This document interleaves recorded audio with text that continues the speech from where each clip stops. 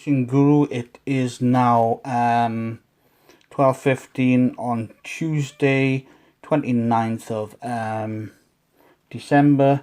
Right, we're going to look at the last 3 or 4 races from the VAR and get this out quickly. This is race 5. We'll start up for race 5. Impressive Duchess tops my ratings with Farina in 2nd place. Let's have a look here. Then I've got CU Tiger and then Great Diva for the quartet. So we'll go 4, 5, 8, 9. I've already done the form, looked at the racing, and we go 4, 5, 8, 9 in that order for the race 5. Now we'll look at race 6.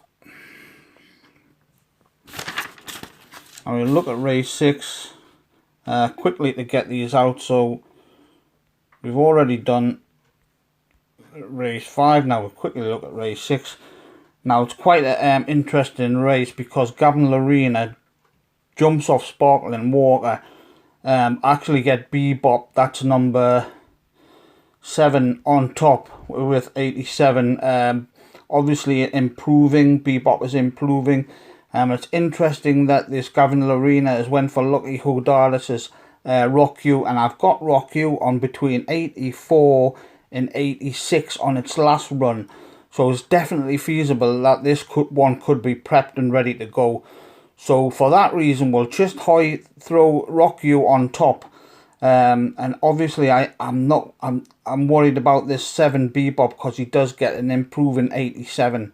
But anyway, we'll just stick this. My next choice is I get Rabia the Rebel on 83. Then I get Sparkling Water and Pretty Border on 83 as well. So those 3. So basically what we'll do is I'm not sure if Bebop is going to really, be prepped today after the last win. So Bebop could either win or not run well, or run well again after this race and just use this race as a pre-prep. I'm not sure because it did win again, and Tarry horses follow up.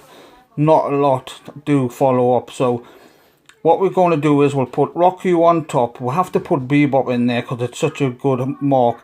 Then we'll mix 8, 9 and 4 up. Rabia the Rebel, Sparkling Water and Pretty Border for your combinations and your bipods and accumulators.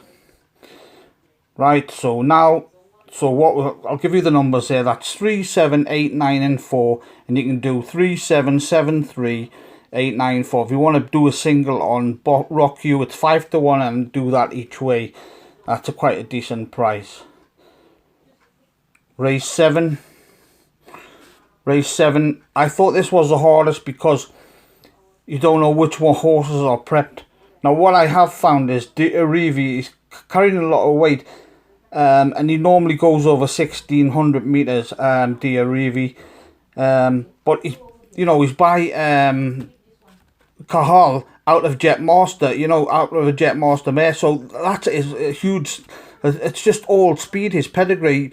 Yet he's going over 1600 and further, and it always looks like when he's racing he needs a bit further, but there's definitely a lot of speed in his pedigree to go this 1400, and the Arrivi comes out on top on 109 on my ratings based on its last run. Obviously I don't know if this is a pre-prep for De Arrivi, so I've got that in the back of my mind. Now the next best horses, obviously you've got Wally on 105 and Against the Grain on 105. Them two are now weighted to go each other. But I used to back Wally when he was rated in the 70s and 80s, and he's a completely different horse now today. So I would never rule Wally out of this race. So I found this was the most difficult of the 4 races, even more tougher than the handicap. But I've come down on 6932 or 9632. So I've put D'Arrivi on the back end of both of them on the bottom, but I wouldn't be surprised if D'Arrivi wins, because it is, even though he has looked like he needs 1600, and this could be a prep, He's got top figures, and the pedigree screams speed all the way, you know, so that is in the back of my mind.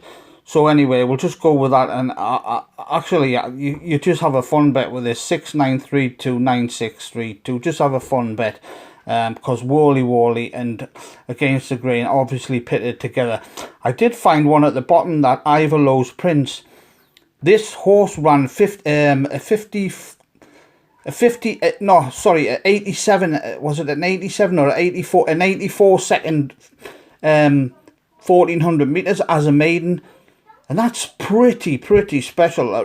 Type of, you know, the ground must have been really fast that day, but that is pretty special. This right on the bottom there, number 9, Ivor Lowe's Prince.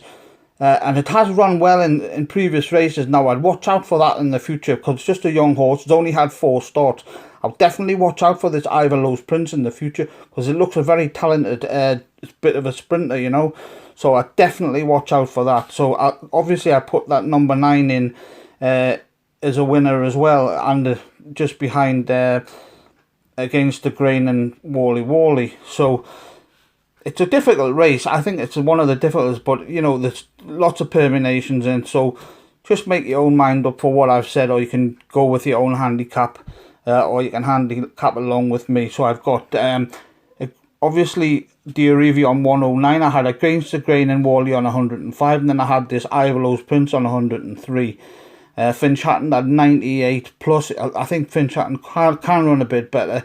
Had him on 98 plus, but you know, I was just worried about the you know, is this a pre-prep for De Arrivi? And I think it might be, but if it's not, he's definitely got the breeding to go this trip and the rating, but he is carrying a lot of weight.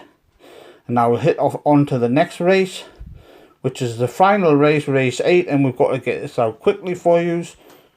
Right, I'll just quickly read down the numbers what I've got. I've got number 12 Western Oasis on 90, number 8 Will-O-the-Wisp on 84, number 11 Snowed-In Seattle 79 plus, 13 Master Buller 79 plus. Now there's a lot of the horses in here matching that 79 plus category, so I just looked at the actual form. So I went for 12, 8, 11, 13 in the last race. That's Will-O-the-Wisp. I mean, you could put a little bet each way on whether Will-O-the-Wisp. It's a big price, and Western Oasis. So I went for Western Oasis on top, Will-O-the-Wisp in second. Nice forecast there, 100 to 1 if it comes up. It just depends of the run to that type of form. Some of these handicappers will run a good race once, and then, you know, that'll be it. They won't run to that mark again for a while. So you're all taking a chance in it. It's a very difficult handicap, the last race. But just go with number 12 Western Oasis, and 8 Will-O-the-Wisp, 11 Snow in Seattle, and 13 Master Boulder. And that's it. And I'll see you again very soon. We'll soon be doing the US, massive racing in the US. I'll get all this stuff. I'm starting to feel better now. So we'll get all the winners and all the info back soon. Follow this YouTube channel or my podcast, Flat Racing Guru, on iTunes. You can get me on Instagram, Flat Racing Guru UK, although I haven't worked that out properly. I'm no longer on Twitter. I'm no longer on Facebook. I want to build up an army of people, followers on Flat Racing Guru UK on YouTube. So do like my podcast.